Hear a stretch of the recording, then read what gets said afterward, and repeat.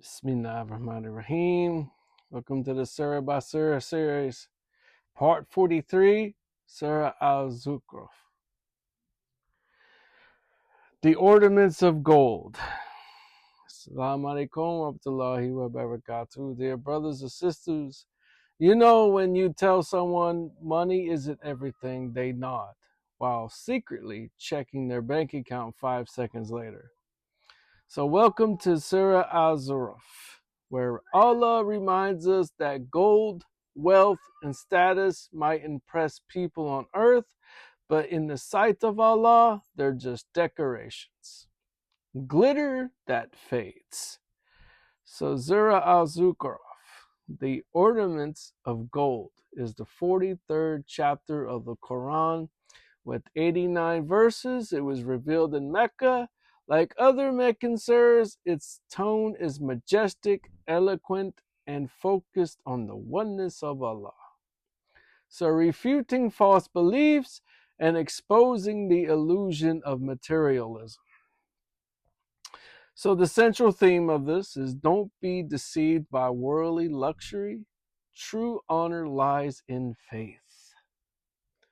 So, for the Quran, it's the greatest gift and it's not gold. So Allah begins by saying, by the clear book, indeed we have made it an Arabic Quran that you might understand.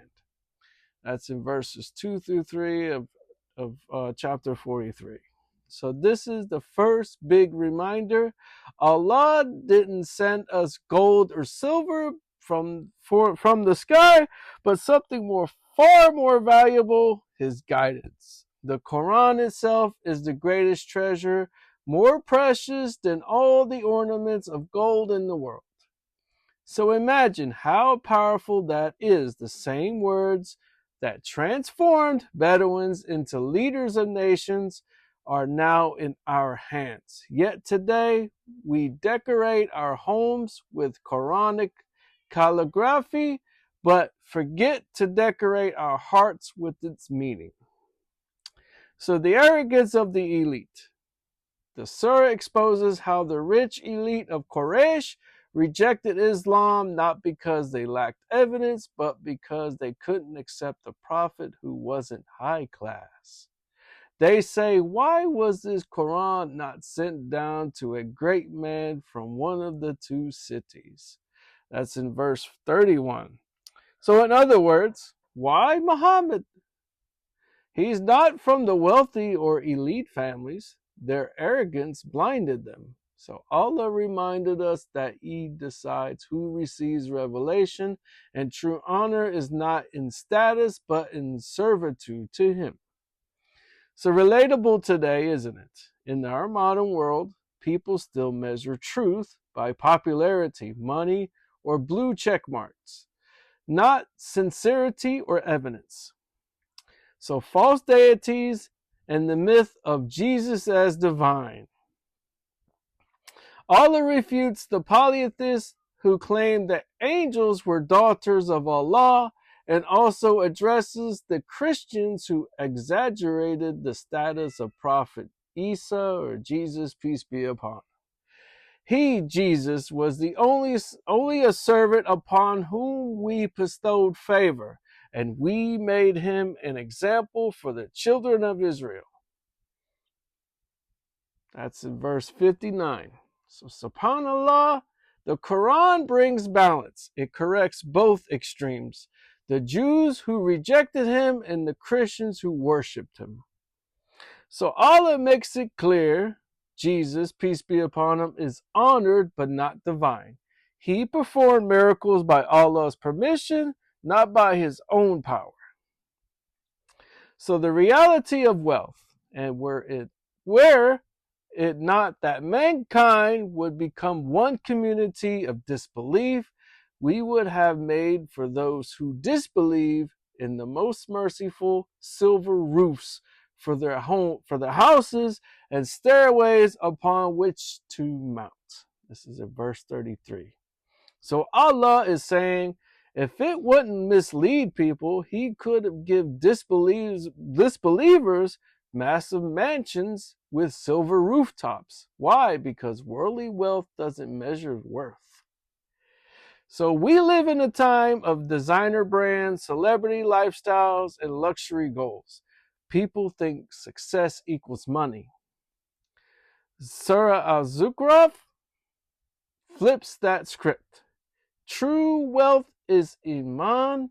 True success is Jannah, the final destination. After all the glitter fades, the end is clear. The arrogant will face humiliation. The believers will be honored with peace in paradise. And it says in verse 70, enter paradise, you and your spouses rejoicing. You will have therein whatever your souls desire. That's in the next verse, 71. So notice the contrast. The disbelievers had gold and silver in the world, but no peace. The believers may have struggled, but in Jannah, they get eternal joy, luxury, and the pleasure of Allah. So this surah is perfect for the modern dawah. People today worship money, fame, and power, just like the Quraysh worshipped idols, different names, and same disease. So when we give dawah, remind people gently, you can have gold in your hand, but don't let it enter your heart.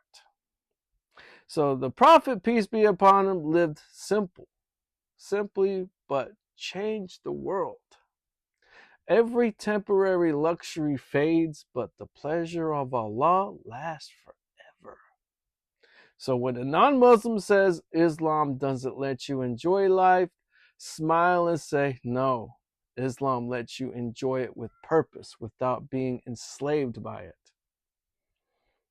So in reflection, imagine scrolling through your feed and you see two posts. One flaunting a gold car, another reciting Quran beautifully. Which one do you scroll past faster? So let's be honest. Surah Al-Zukhraf is asking us to pause and choose what really shines. Because in the end, the gold we chase will rust, but the Quran we live by will glow on the day of judgment.